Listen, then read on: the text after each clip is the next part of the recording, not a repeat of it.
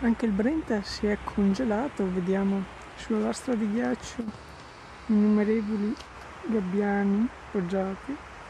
Si può distinguere chiaramente la massa del fiume liquido da quella ghiacciata, che ha una vasta copertura dovuta ovviamente alle temperature rigide. Se guardiamo in volo sponda, anche qui noteremo il ghiaccio bianco come nel Musone,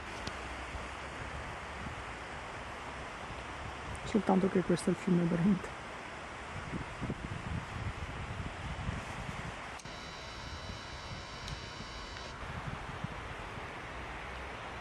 Fishing Channel News, Padova.